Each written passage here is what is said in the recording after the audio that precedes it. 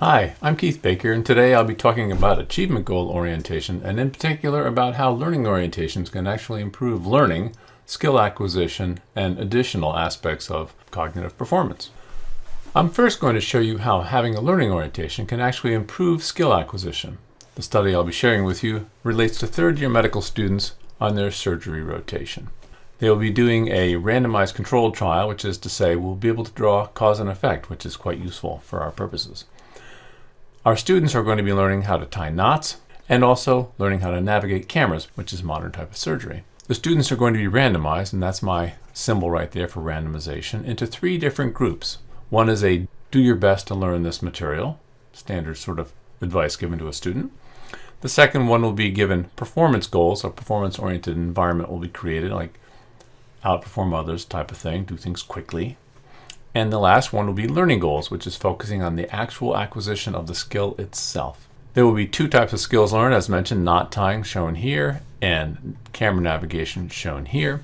We'll be able to see which group of students improves the most for both the knot tying and then also for the camera navigation. In this slide here, we'll review how the skill improved in the different groups. So skill improvement will be going in this direction here. In the knot tying group, which was the first task they learned, we see that for all 3 groups, the students did learn. However, when the students were told to practice their skill focused on a learning-oriented approach to learning, their skills improved the most. Performance-oriented did a little bit better than do your best, but not as well as the learning-oriented group. This finding was replicated in the camera navigation skill set. You can see here all the students learned. However, the students in the learning-oriented group learned the most or had the highest degree of skill improvement. One of the key features of the study was asking whether or not there was an interaction between the person and their goal orientation and the environment in which they learned. As you'll see here, students were put into one of 2 groups. Those who were dominantly performance-oriented are shown here. Those who are dominantly learning-oriented were shown here. And the question is, did these different students with different goal orientations perform differently in these different circumstances or different groups? So you'll see here, the performance-oriented students did less well, that's the minus sign, in the do your best group. So the more performance-oriented you were, the less well you did in the do your best group. It had no effect, however, on the learning-oriented students to be in this group. In the performance-oriented learning situation, you'll see that the learning-oriented students actually did less well. So the more learning-oriented you were, the less well you did in terms of skill improvement when you were in the performance-oriented group. Curiously, there was no improvement whatsoever when performance-oriented students were put in the performance-oriented group, which is to say, matching performance-oriented individuals with a performance-oriented environment did not result in any improvement in skill acquisition. The most important part is shown here. In this case, when you put a performance-oriented individual in a learning-oriented environment, it doesn't seem to help them terribly much. There was no significant relationship found here. However, when learning-oriented individuals were put in a learning-oriented environment, their skill acquisition was distinctly helped. What we have here is 3 different types of cultures or learning environments. A do your best, where it either didn't help or it hurt, so on the average it hurt. We have a performance-oriented environment where it either didn't help or it hurt, so on the average it hurt. Or we have a learning-oriented environment, which either it didn't hurt or it helped, so on the average it helped.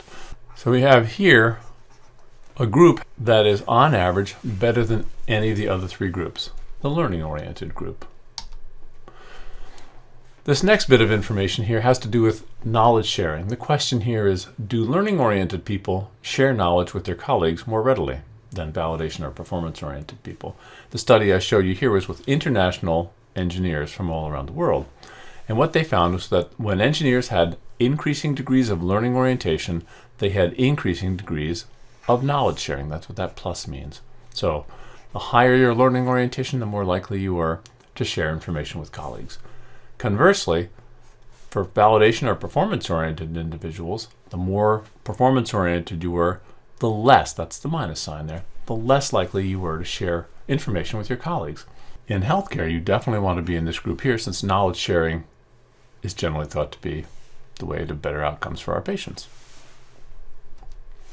In terms of science and the advancement of science, the National Academy of Science has recently come out with a paper, and they've said the following.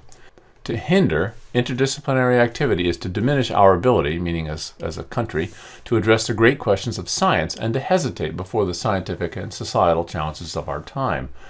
What they found in this study was that scientists who have a stronger learning orientation are more likely, and that's key, to engage in riskier domain bridging or interdisciplinary research, the very kind of research they say is essential for the future of our country.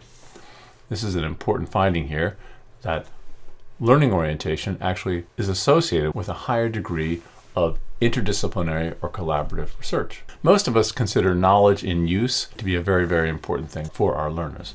This is really what we mean by applying our knowledge.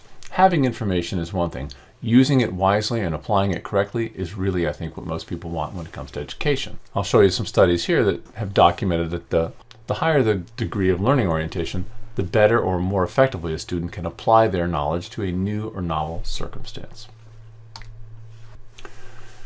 The studies I show here all are associative, meaning they are not cause and effect. That's not the nature of these studies. However, repeatedly it's been found that the more learning-oriented the student, the deeper are the learning strategies. These are the strategies that give rise to deeper, more complex understandings of material. And conversely, a learning orientation is not associated with surface learning. In fact, performance orientation is associated with what's called surface learning or not deep learning. In addition, metacognitive skills are more rich and well developed in students with learning orientations, and in turn, they're able to solve more complex problems because of it. Metacognitive skills are critical because they let your learners know what they do and don't understand. Once you know what you do and don't understand, it can direct your further study. So this is a critical feature of learning. You also have higher degrees of self-regulation in learning-oriented individuals. This is critical because expert performance requires high degrees of self-regulation. And lastly, but certainly not leastly, learning-oriented individuals have more sophisticated epistemological beliefs, which is to say they have more sophisticated views of how knowledge is created, how knowledge is or is not related to truth. They have a more sophisticated ability to untangle fake news from real news, so to speak. Thanks again for coming along on the Expert Pathway.